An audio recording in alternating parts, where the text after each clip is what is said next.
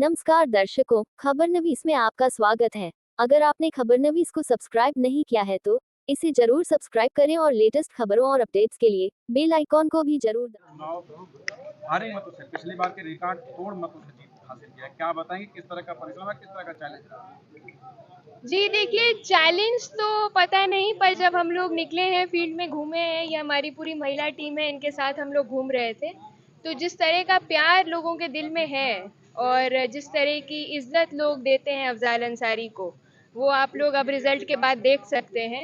और ये हमारी जीत नहीं है, अफजाल अंसारी की जीत नहीं है, ये गाजीपुर की जनता की जीत है और ये उनके प्यार की जीत है। इस अवसर पे क्या कहना चाहेंगे, किस तरह की कठिनाइयां भरा ये डगर रहा है, क्योंकि परिवार में एक हादसा भी और उसके बाद ये चुनाव? देखिए, वो घाव तो कभी भरने वाला नहीं है, पर ये है कि ज़िंदगी भी एक संघर्ष है, आगे बढ़ते होना चाहिए हम लोगों को, तो उसको मद्देनज़र रख के आगे जितने भी रास्ते में कठिनाइयाँ आती हैं उसका हम लोग सामना करते हैं, आगे बढ़ते रहते हैं। अब ऊपर वाले ने जो लिखा है वो तो होगा ही। इस बीच में एक मामला चल रहा था सांसद जी का, जो अभी भी चल रहा है कोर्ट में, तो उसको लेकर तमाम तरह की अफवाहें उड़ाई जाती, सजा हो जाएगी, चुनाव नहीं लड़ पाएंगे, इस तरह के भी बराबर संदेश आते रहे।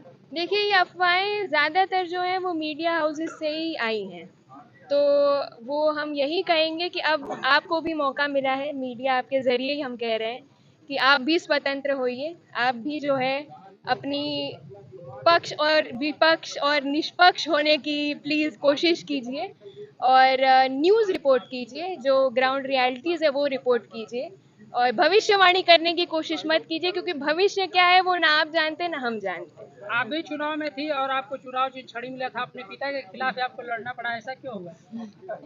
देखिए, काफ़ी दिलचस्प चुनाव रहा है, पहला चुनाव था मेरे जीवन का लोकसभा का और उसमें पिता के अगेंस्ट लड़ रही थी, पर अच्छा था, बहुत अच्छा अनुभव रहा है मेरे लिए, बहुत ही ज़बरदस्त लर्निंग एक्सपीरियंस है ये।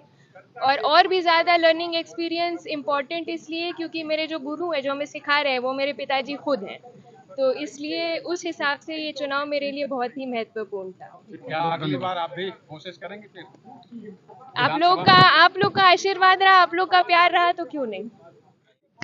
तो फिलहाल इस चुनाव के दौरान में किस तरह की कठिनाइयां थी और कैसे आप लोगों ने सामना किया और जीत किस तरह की हासिल की? देखिए, कठिनाइयाँ जैसे कि अप्पी ने अभी बताया, कुछ खास थी नहीं, क्योंकि जनता को ज़्यादा मनाना नहीं पड़ा। जनता पहले से ही मन बना के रखी थी कि भाजपा को वो वोट नहीं करना चाहती है।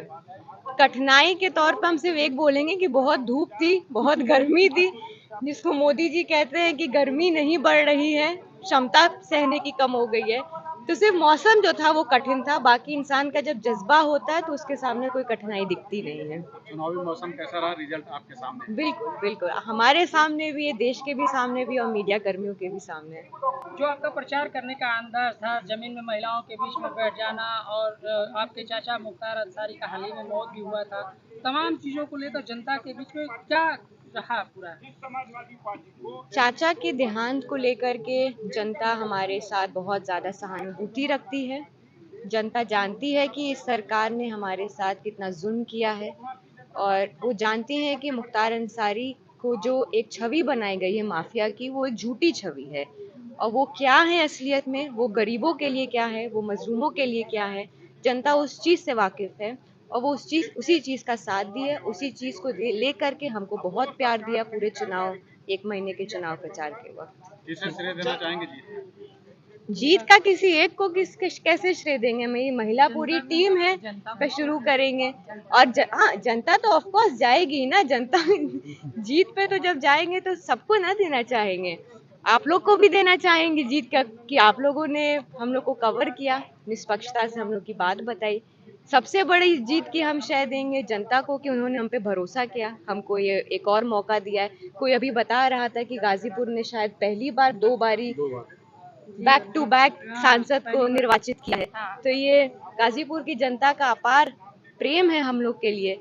लेकिन इसके अतिरिक्त मैं अपनी महिला टीम को बहुत बहुत शुक्रिया करना चाहती हूँ कि इनके गाइडेंस के बिना तो ये नहीं हो पाता ना। तो जनता की अदालत में आपको, आपके अब्बू को तो फैसला मिल गया, लेकिन अब न्यायालय में किस तरह का फैसला होगा, इस पर क्या कहेंगे? अरे चाचा, न्यायालय का फैसला न्यायालय लेगा ना, हम कहाँ से ले दें? अभी हम ले लेंगे तो न्यायालय हमको धर लेगी। काहे हम पे बोल रही हो?